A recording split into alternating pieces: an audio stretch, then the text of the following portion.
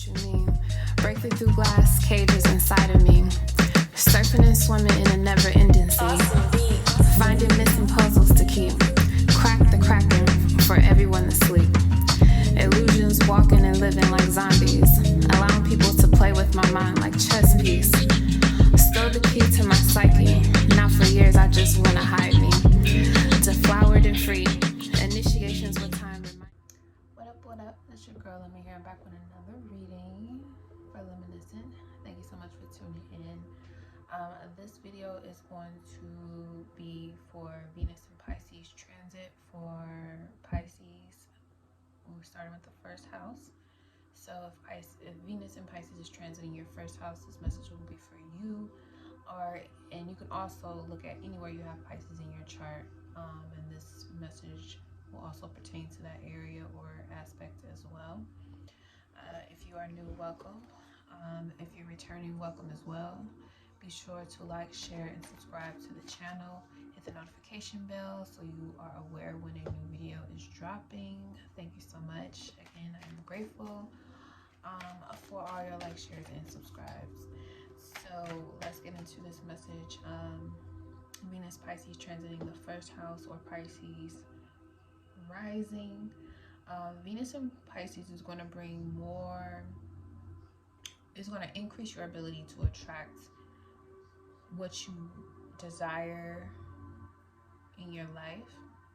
It's going to attract your immediate needs being met way easier if you allow it to happen. You can utilize this energy to wield more success by omitting creative energy, and this could be a form of a makeover, or you wanting to change how something looks as far as aesthetics is concerned about you, or something that you value in your life that's personal to you. People around you may be looking or acting differently, and you're starting to see them blossom and be more beautiful, which makes you blossom and more beautiful as well. There can definitely be cosmic changes to the body, a new look, or a new style of dressing, new clothes, okay? So, because the first house is about how you present yourself to the world, and it has a lot to do with how you see yourself moving forward in the world. So other people will look at you a certain way, and immediately they pick up your rising sign, and then they start to see what you're aware of, where your awareness focus on, and that's how they determine your sun sign. And then when they become intimate with you, meaning they start to figure out who you really are and what really motivates you, what nurtures you, then they figure out your moon sign. Okay. All right.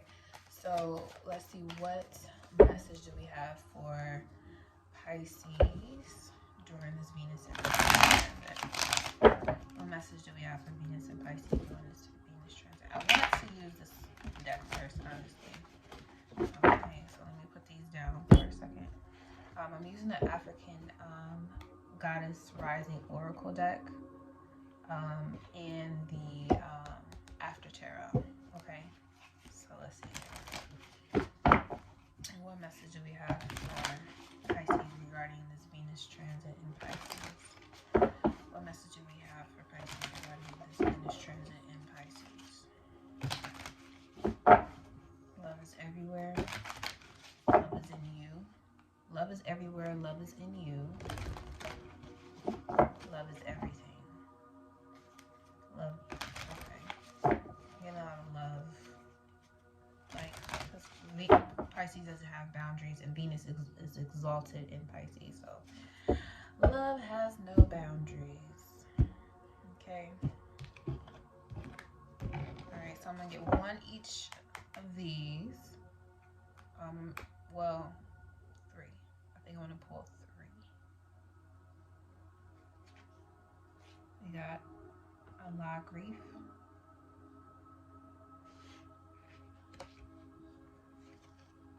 Radical Rebirth, and her name is Nabuya Nahanda. And last one we got is Betrayal, Aunt Nancy. Okay. At the bottom we have Yasigi, Live Out Loud. Okay, so let's see.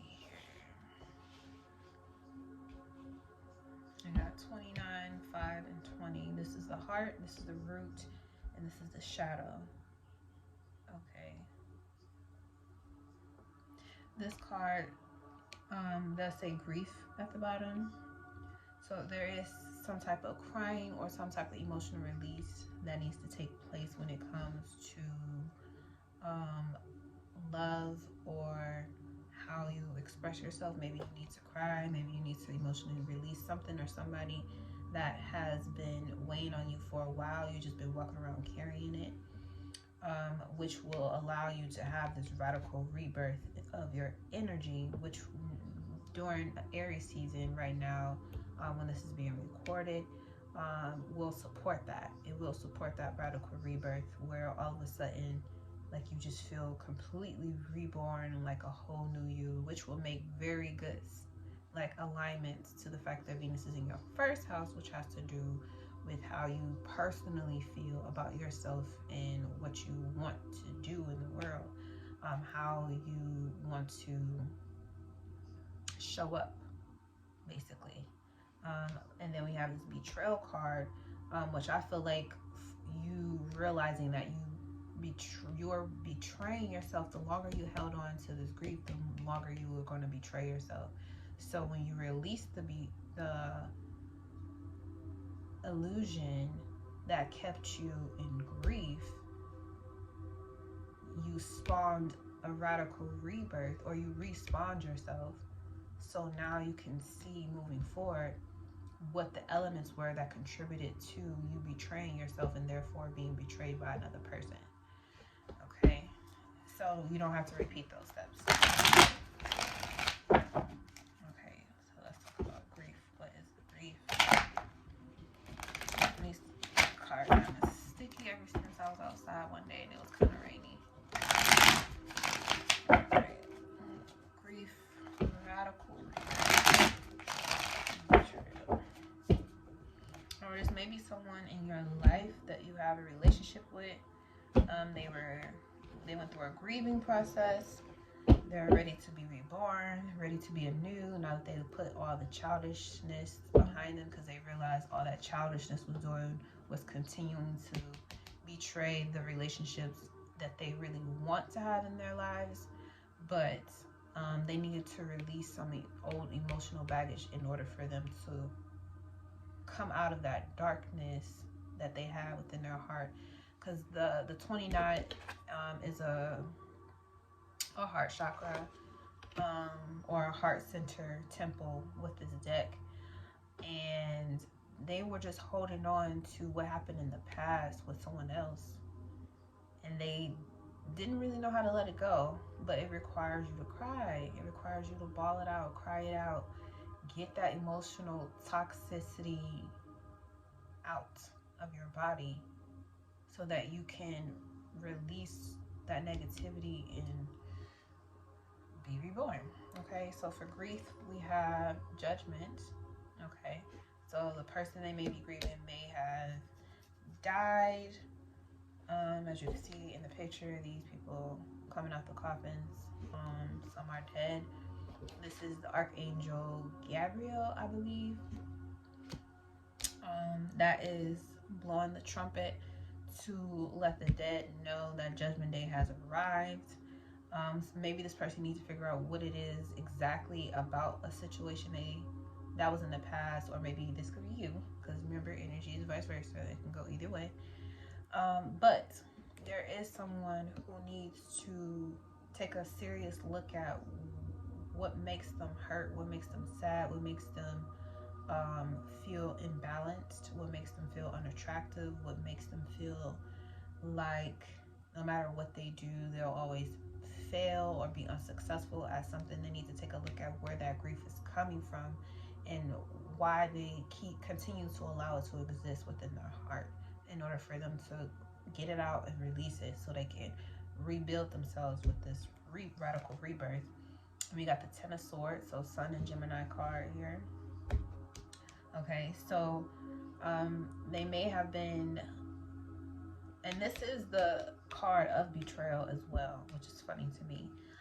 They were reborn, or feel like they can be reborn or will be reborn rather, through the betrayal of someone else. It could be gossip. It could be they just get tired of people comparing them to other people or talking about them with someone else. And it's like they have to own up to what they truly want, what they truly desire in their life, in order for them to be able to feel the compassion that's been given to them, or you, in order for them to see themselves in a different light. There's and this is just like Pisces. Gemini energy is about perception. It is mutable as well. So it's like, now that they've been reborn, they can look at things totally different. They have a totally different perspective on who their real friends are, who are the people that really support them, who are the people that are honest and tell them the truth, and the people who just lie in order for them to get what they want. Like, they can tell the difference now because they were doing it to themselves first. And now they can look on the outside and see, okay, this person was real the whole time, that person was fake the whole time. Because now that I'm more real with myself than I've ever been, I can tell, you know, I've reached a new level because I respawned myself on the next level. So now I can see all of this. So let's look at this betrayal, and we have the Five of Swords. Now the Five of Swords, Aquarius energy, does talk about, you know, people having different opinions on the same thing. So there may have been people, and this is Swords, air energy, so people could have been talking shit, betraying you behind your back, and you found out about it. And that may have hurt or caused you grief, but now that you can see yourself in the situation, like, okay, all this did was reveal to me how I accepted people, you know, just walking all over me, talking to me any old kind of way, treating me any old kind of way. And I was compassionate enough to continue to put all that damage to the side, to still be there for someone who's never going to change. They're always going to be this way. And you just accept it. Allow it to do what it does, but accept it. But in your accepting of them, you end up seeing a part of yourself that also needs to be accepted. And other people may not understand it with this Five of Swords. A lot of people will not understand it and they won't get it. But it's not meant for them to get. It's not meant for them to understand. And when you continue to sit with people, because I was thinking about that scripture, not sitting with the, having sat with ridiculers, the more that you understand yourself, the more you're going to be misunderstood by those who are willing to betray you again, or if you've been aware of that they betray you're able to come back around them like nothing's ever happened, but you have a whole new perspective. So you're not expecting them to be different. You're expecting yourself to be different because you're not going to allow yourself to be betrayed again by other people. It's very important too with this radical rebirth, if you are doing any business or anything like that with these two air, to get things in writing, write things down, record them if you can. But there, with this betrayal and this Five of Swords, it's like you literally cut yourself out of a situation that you didn't have to be in. And the people who were the person or people or the situation that was actually betraying you, you realize it was just you betraying yourself, and you walk away from it. And everyone who was involved have a different perspective from the outside looking in. They don't understand you, but that's okay. You're not King of Swords at the bottom. You already know what you're doing. You know how you're moving. You know what you want to do. You know how you want to move. You know, you're aware, and you're ready to send a heavy message out to the rest of the universe or the rest of whoever was involved in the situation, to let them know, like, you know, I'm not going to sit down and be quiet and just take it. Like, we're not going to take it, Dave Chappelle. Like, it's time for you to, you know, get used to the fact that you're going to have a lot of attention. Everybody is going to want to be on your team. Everyone's going to want to be on your side.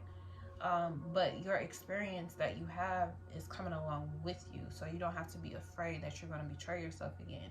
And you don't have to be so quick to cut people off when you have new starts and new beginnings with people, because you can allow yourself to sit and let the energy talk to you, let it flow with you, and make decisions with your divine power on how to move forward, because you got a lot of abundance energy that's about growth and creativity and flourishing and connecting with other people. Like, a lot of that is heightened during this transit for you.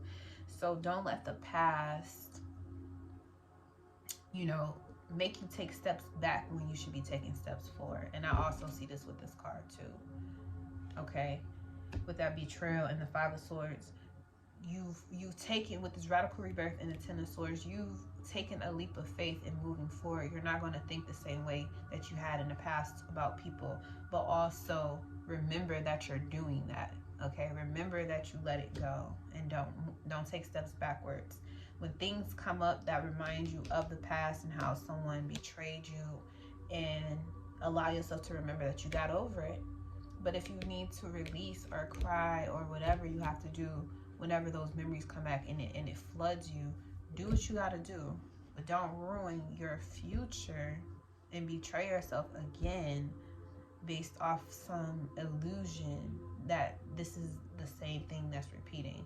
Yes, you have red flags, but allow things to also play out too. Don't be so quick to use your sword to cut yourself off from something that you think is the same thing, but you're really learning another test in this.